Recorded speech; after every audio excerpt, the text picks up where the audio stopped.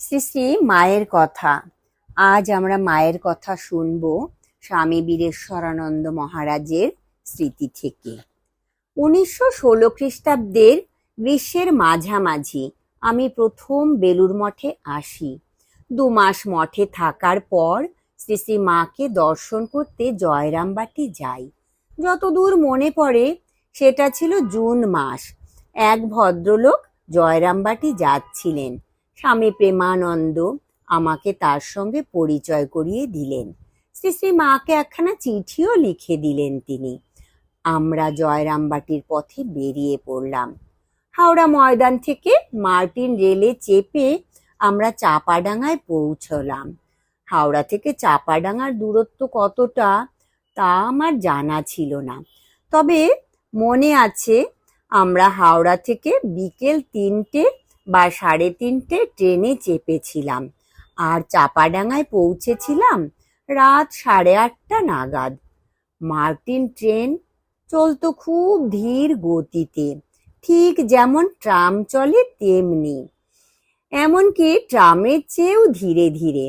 ওই ট্রেনে আরো 2জন যুবক যাচ্ছিল, তারাও আমাদের সঙ্গে চাপাডাঙ্গায় নেমে পড়ল।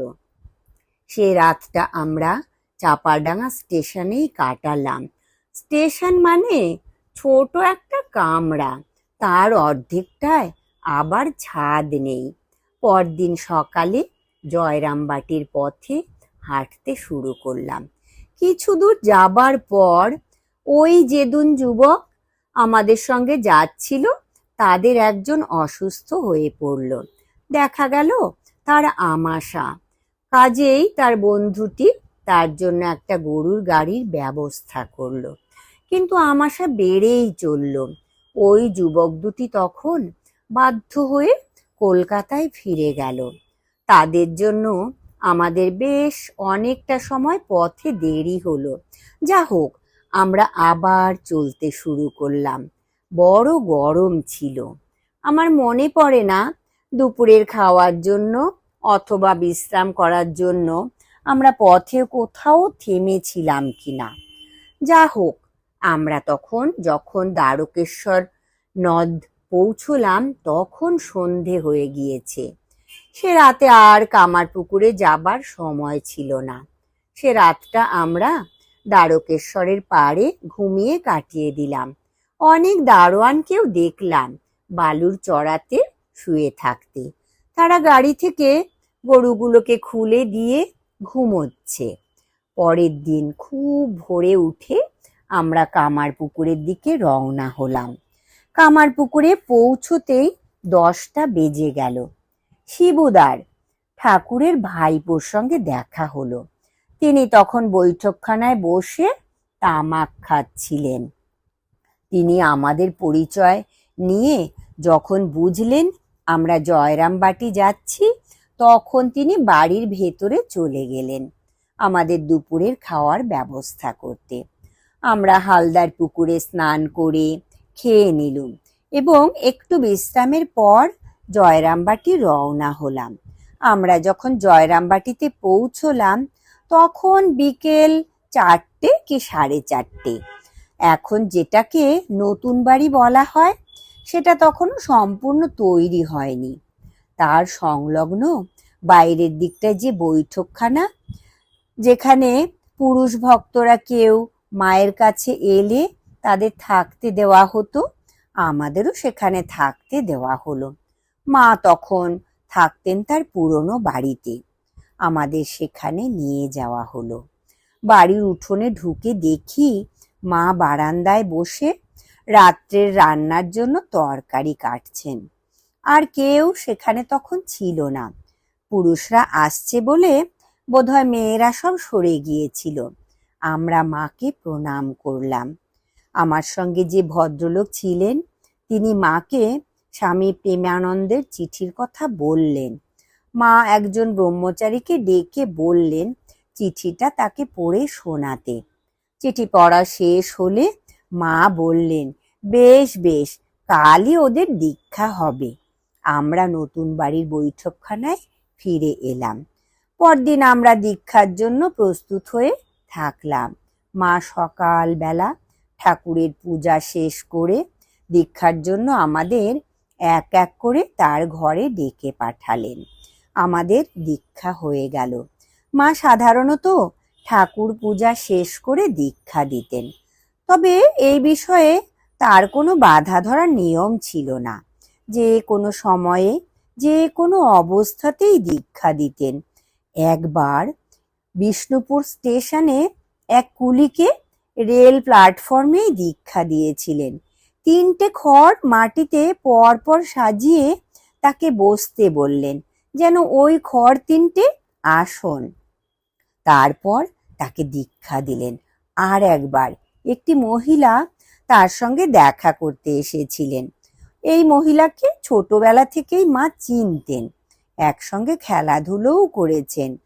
দুপুরবেলা খাওয়ার পরে একসঙ্গে মায়ের ঘরে পাশাপাশি শুয়ে বিশ্রাম করছিলেন। এই অবস্থাতেই মা তাকে দীক্ষা দিলেন।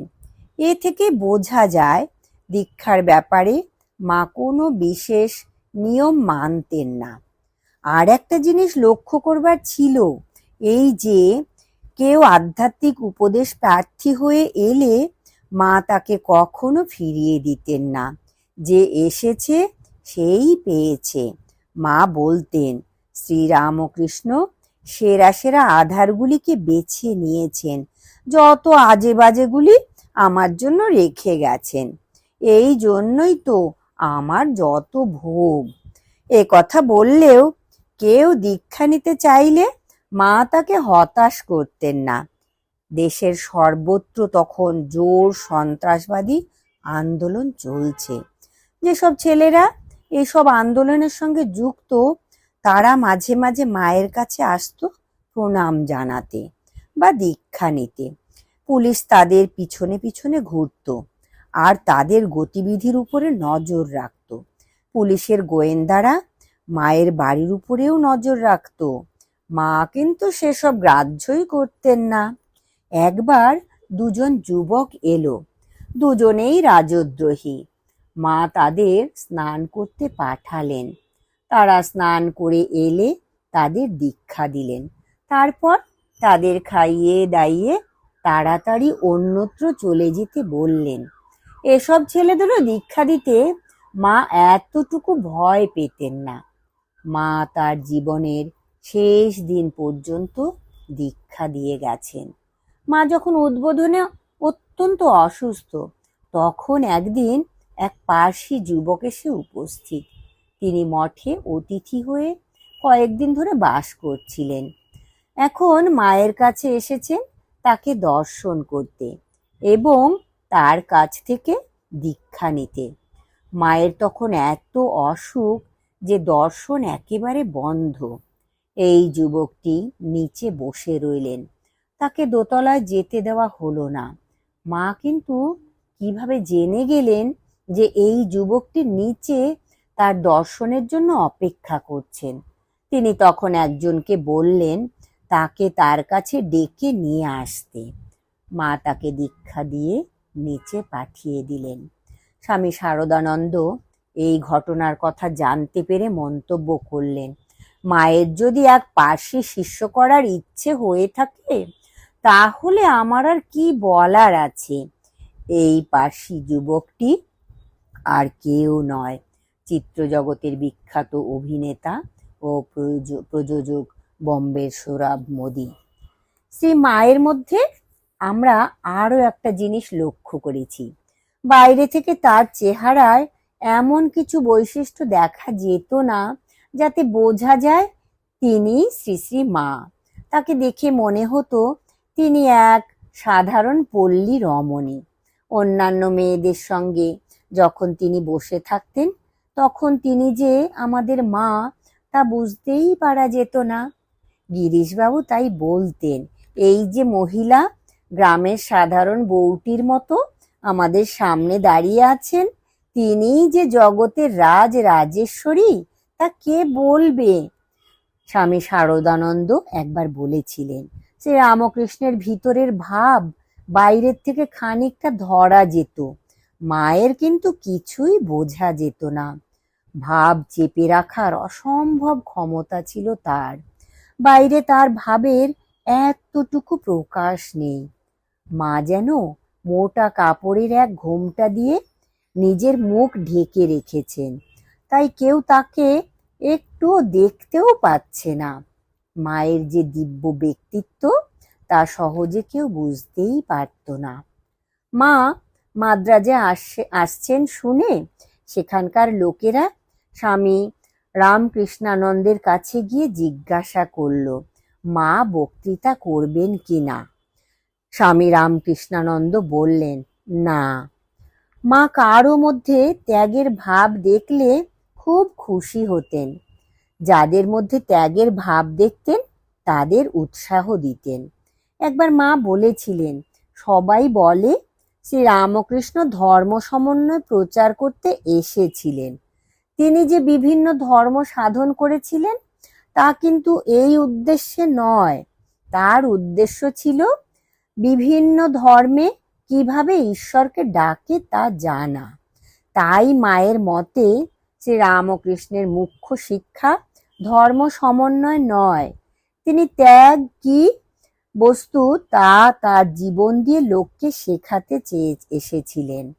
এই যুগের আদর্শ হিসেবে তিনি জগৎকে যা দিয়ে গেলেন তার মধ্যে এই ত্যাগের আদর্শই হচ্ছে শ্রেষ্ঠ। মাও তাই বলতেন। শ্রী ঠাকুরের মতন ত্যাগের কথা এর আগে কেউ কখনো শোনেনি। মা নিজেও এই ত্যাগের আদর্শের উপরেই জোর দিতেন।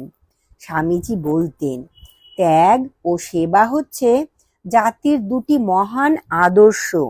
যদি এই আদর্শ আমরা ধরে রাখতে পারি তাহলে আমাদের সব ঠিক চলবে। মারও তাই তার জীবনের ভিতর দিয়ে এই ত্যাগের আদর্শ দেখিয়ে গেলেন।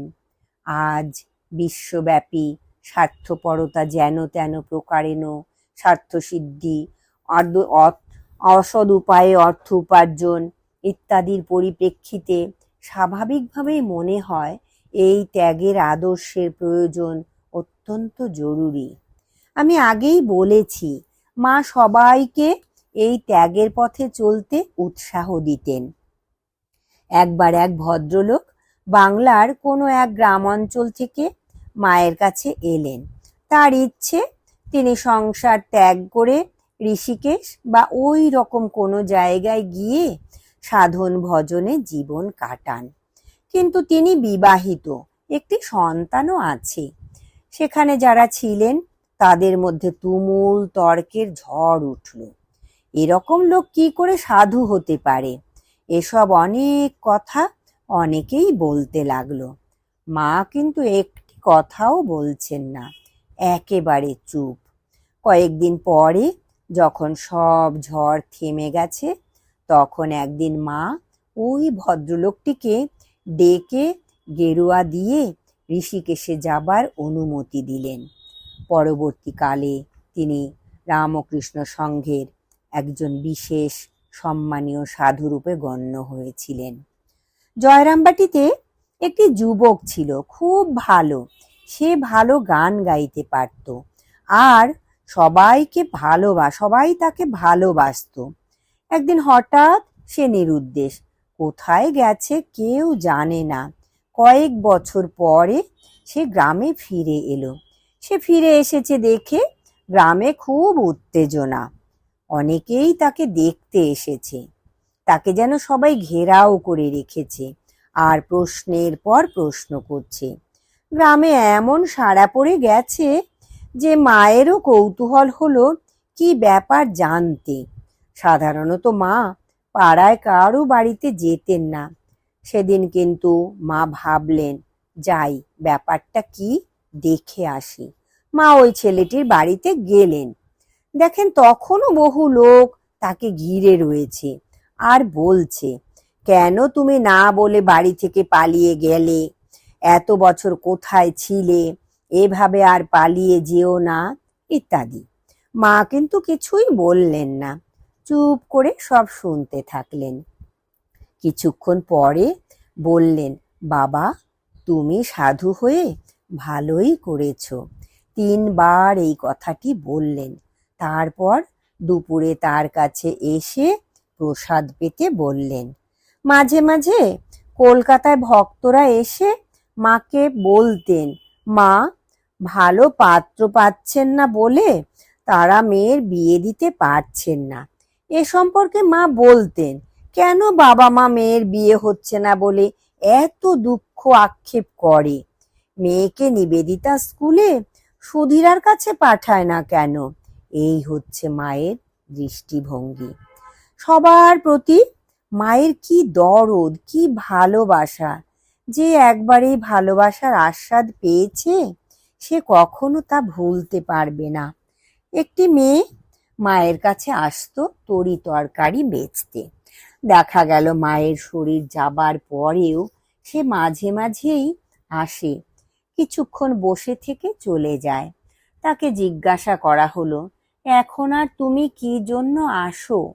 তখন সে উত্তরে বলল, মায়ের এত ভালোবাসা পেয়েছি যে তাকে আর কিছুতেই ভুলতে পারছি না, তাই এখানে আসি, কিছুক্ষণ বসে থেকে চলে যাই, এতেই আমার খুব আনন্দ হয়।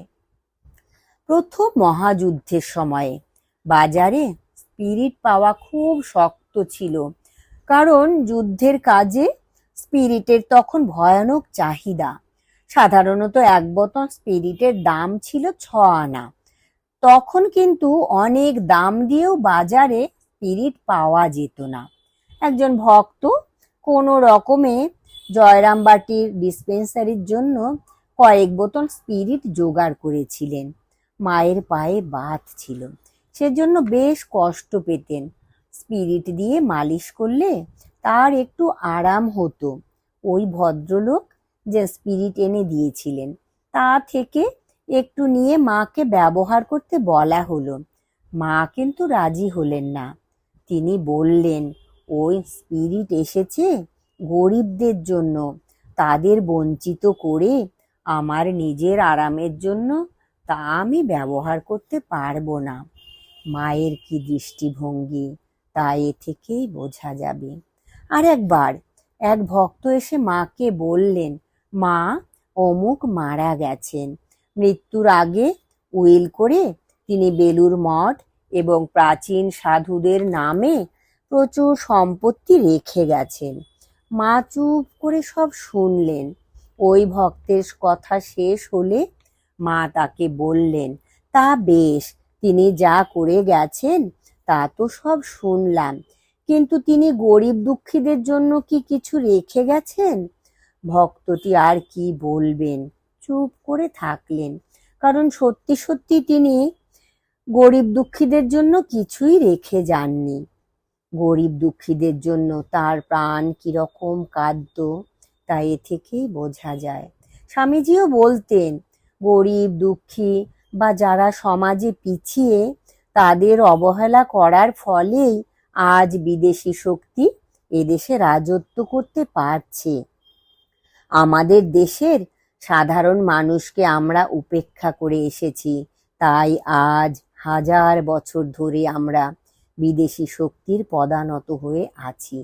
তাই মাও আমাদের এই শিক্ষা দিয়ে গেছেন যে গরিব দুঃখীদের তোলা যেন আমাদের প্রথম কর্তব্য হয়। স্বামীজি আমাদের সাবধান করে দিয়ে গেছেন এই আদর্শ থেকে যেন আমরা কখনো বিচ্যুত না হই।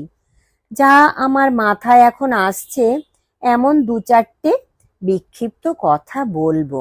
একদিন মায়ের মা শ্যামা সুন্দরী দেবী মাকে জিজ্ঞাসা করলেন, আচ্ছা বলো তো, এক পায়ের উপরে আর এক পা দিয়ে বসেন ওই দেবীর নাম কি? মা বললেন, জগদ্ধাত্রী। শ্যামা সুন্দরী দেবী বললেন, আমার ওর পুজো করতে ইচ্ছে করছে। পর 2 বছর জগদ্ধাত্রী পুজো হলো। পরের বছর আবার যখন মায়ের মা পুজো করার কথা বললেন, তখন মা আপত্তি করে বললেন, এসব হাঙ্গামা পোয়াতে আমার আর ভালো লাগে না। শেষ পর্যন্ত মা অবশ্য রাজি হলেন, পুজোও হলো। প্রথমবার পুজোর আগে কদিন ধরে খুব বৃষ্টি হয়। মা স্বামী শান্তানন্দকে পরে বলেছিলেন, বৃষ্টির জন্য পুজোর প্রয়োজনীয় সব জিনিসপত্র শুকনো হলো না, কিন্তু মজা এই, দেখা গেল চারিদিকে বৃষ্টি হচ্ছে কিন্তু আমাদের উঠোনে রোদ। এ এক অলৌকিক ব্যাপার, কিন্তু এটা সত্য ঘটনা। আর একবারের ঘটনা, সে ঘটনার আমি প্রত্যক্ষদর্শী। মহা সমাধির পরদিন মায়ের শরীর মঠে আনা হলো। এখন যেখানে তার মন্দির সেখানেই তার স্থূল শরীর দাহ করা হয়। তখনও কোনো ঘাট হয়নি, তবে ওখানে গঙ্গার পাড়টা নদীর দিকে ঢালু ছিল। যথা সময়ে চিতা সাজিয়ে আগুন দেওয়া হলো। চিতা জ্বলছে। ঠিক ওই সময়ে দেখা গেল গঙ্গার অপর তীরে প্রচণ্ড বৃষ্টি হচ্ছে। এমন বৃষ্টি যে ওপারের ঘর বাড়ি গাছপালা কোনো কিছুই দেখা যাচ্ছিল না। বৃষ্টি গঙ্গার মাঝামাঝি পর্যন্ত এলো, কিন্তু ওই পর্যন্তই। এপারে তখন বেলুর মঠে খটখটে রোদ। চিতা যথারীতি জ্বলতে লাগলো। কিছুক্ষণ পর মায়ের দেহ সম্পূর্ণ দাহ হয়ে গেল। এবার চিতার আগুন নেভাতে হবে।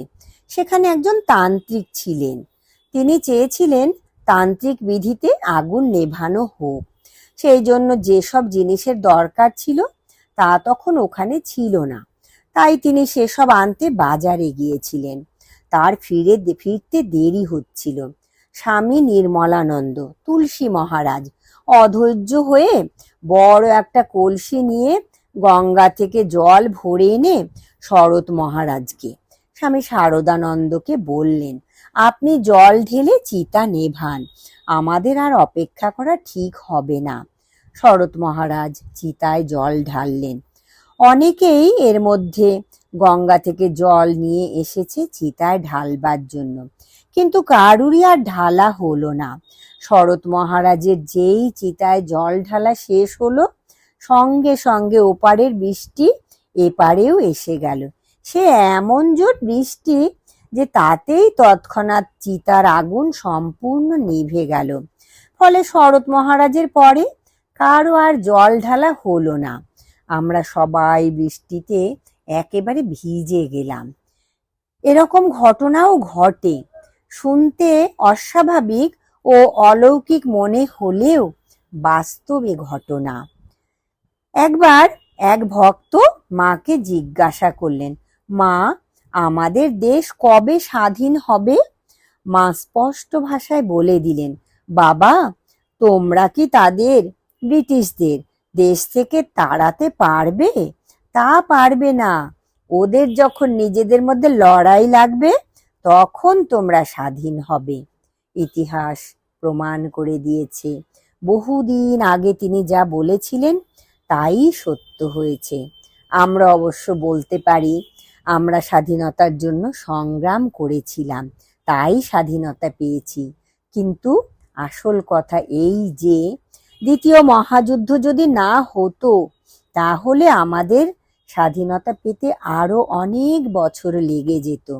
স্বামীজিও বলতেন, এরা অর্থাৎ ব্রিটিশরা চোরের মতো পেছনের দরজা দিয়ে আমাদের দেশে ঢুকেছে, আর তারা এদেশ ছেড়ে যাবেও সেইভাবে। কোনো রক্তপাত ঘটবে না। রক্তপাতহীন এক বিপ্লবের মধ্যে দিয়ে ভারত স্বাধীন হবে। আজ আমরা জানি আমাদের স্বাধীনতা লাভের সময়ে রক্তপাত হয়নি। বিনা রক্তপাতেই এক বিপ্লব ঘটে গেল। মাঝে মাঝে ভক্তেরা মাকে বলতো, মা, আমাদের কিছুই হচ্ছে না, ধ্যান জপ করি কিন্তু তাতে কোনো আনন্দ পাই না। মা বলতেন, এ কথা অনেকেই এসে বলে আমাকে, কিন্তু তারা রোজ 10-15 হাজার জপ করুক দেখি, তখন কেমন আনন্দ না পায় দেখব। এইটি মা প্রায়ই বলতেন। মা আরো বলতেন, মুনি ঋষিরা ঈশ্বর লাভের জন্য কত জন্ম কাটিয়েছেন তপস্যা করে, আর তোমরা ঈশ্বর লাভ করতে চাও কিছু না করে ফাঁকি দিয়ে? বিনা চেষ্টাতেই কি তা সম্ভব? যা চাও তা পেতে গেলে উঠে পড়ে লাগতে হবে। সবাই আসে আর বলে, কৃপা কৃপা। কৃপা কি করবে? কৃপা গিয়ে ফিরে আসে। কৃপা যার কাছে এলো, সে যদি প্রস্তুত না থাকে, তাহলে কৃপা এসেও ফিরে যাবে। তবে মা সবাইকে উৎসাহ দিতে বলতেন। এ যুগে শ্রীরামকৃষ্ণ এসে ঈশ্বর লাভের পথ প্রশস্ত করে দিয়ে গেছেন।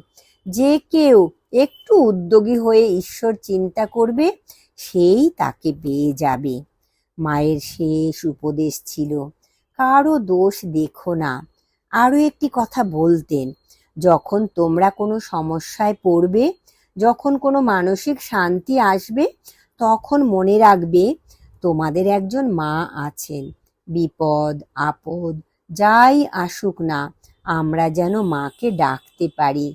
তাহলে মা আমাদের দেখবেন, আর আমাদের ভয় ভাবনা সব দূরে চলে যাবে। মা আমাদের কৃপা করুন, এই তার কাছে আমাদের প্রার্থনা। এটি অনুবাদ করেছেন স্বামী লোকেশ্বরানন্দ মহারাজ। জয় ঠাকুর, জয় মা, প্রণাম মাগো, সকলের মঙ্গল করো মা।